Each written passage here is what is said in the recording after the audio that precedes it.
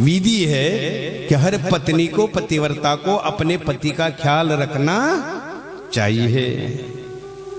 लेकिन ये भौतिक संसार में भोग कर्मी जो लोग होते उनके लिए है, मुक्त जीवात्माओं के लिए नहीं। ये सारी गोपियां मुक्त थी, इनका संबंध तो केवल भगवान कृष्ण के साथ है।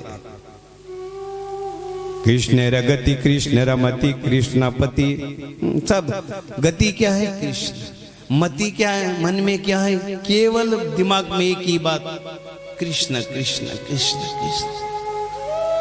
कृष्ण रमति, कृष्ण रति, किस में रत है, कृष्ण में रत है, बस। इसलिए गोपियां रोज कुछ ना कुछ बहाना करके यशोदा के घर पे जाती है।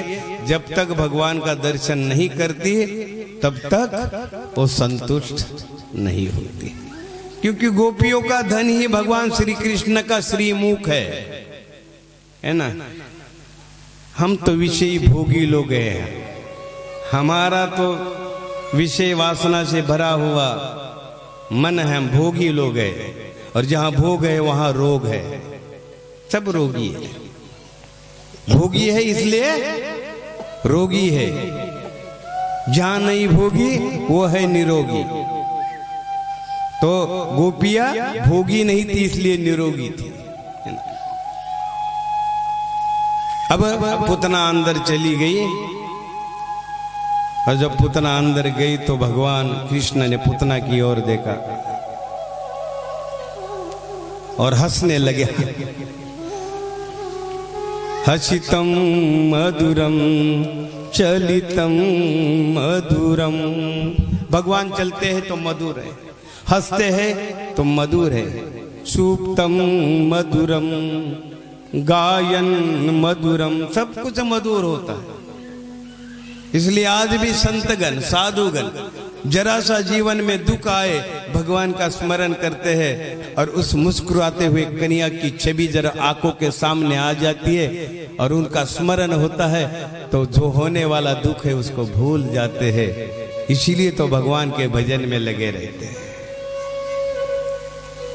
समझे। आज भगवान के छवि को, भगवान के रूप को देख करके आनंद का अनुभव होता है। ऐसे गोपियां भी अब हंसने लगा तो पूतना को भी थोड़ा सा भय लगने लग गया। अरे बाप रे, ये कोई साधारण शिशु नहीं दिखता, जबकि मेरे जैसे राक्षसीन को देख करके शिशु को डरना चाहिए।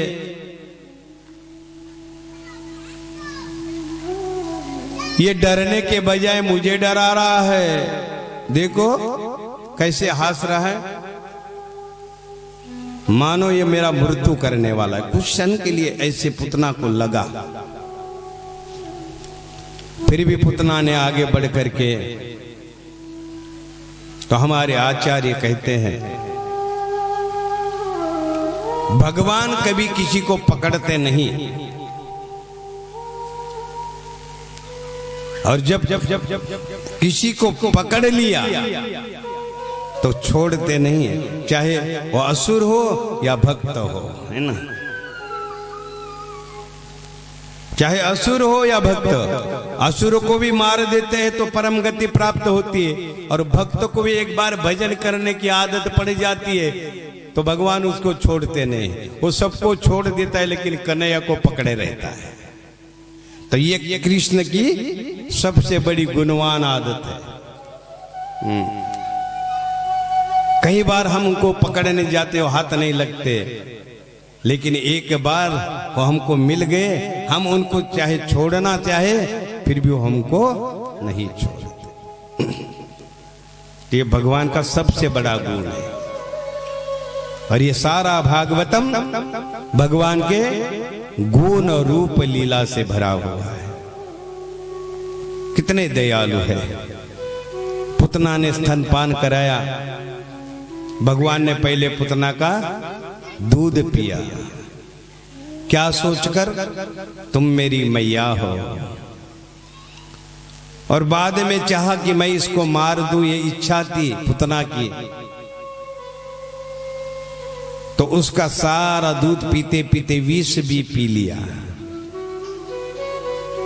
और विष पीते पीते जिसको मैंने मां का आदर सम्मान दिया हो, जिसका मैंने स्तनपान किया हो, वो इस संसार में क्या करेगी? वो तो मुक्त होनी चाहिए। तो फिर भगवान ने उसके प्राण पी लिए। और जब वो प्राण पीने लग गए भगवान, तो पुतना चिल्लाने लगी, कन्हैया छोड़ दो, कन्हैया छोड़ दो, कन्हैया छोड़ दो, कन्हैया छोड़ दो।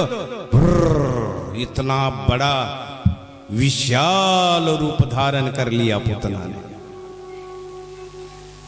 अब भागवत में वर्णन आता है, मानो पुतना के जो स्तन है उसका वर्णन करते हैं बड़े बड़े पर्वत,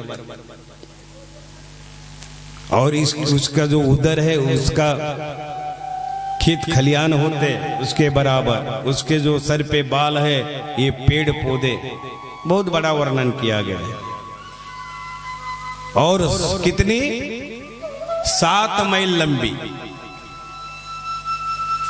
अभी इतनी बड़ी, तब तक तो वसुदेव जी ने कल कहा था ना नंद बाबा को कि आप जल्दी चले जाओ। तब तक तो नंद बाबा आ गए और इधर सब चिल्लम चिल्ला शुरू हो गया। सारी गोपियां चिल्लाने लगी, कान्हा को बचाओ, कान्हा को बचाओ, कान्हा को बचाओ।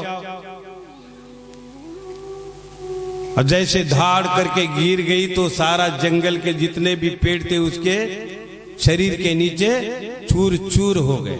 देखो कितने भयानक होगी, हम थोड़ा सोच सकते हैं। और गोपियां डर गई, हमारे लाला का क्या हुआ। सब जितनी यशोदा नहीं घबराई थी उससे ज्यादा तो बाकी गोपियां घबराई हुई थी, क्योंकि सभी का समान रूप से प्रेम था कृष्ण के प्रति। इसलिए कहते हैं ना, कृष्ण ऐसी वस्तु है, शिवदम तापत्रय उन्मूलनम अत्र वस्तु, भागवतम में था। शिवदम तापत्रय उन्मूलनम अत्र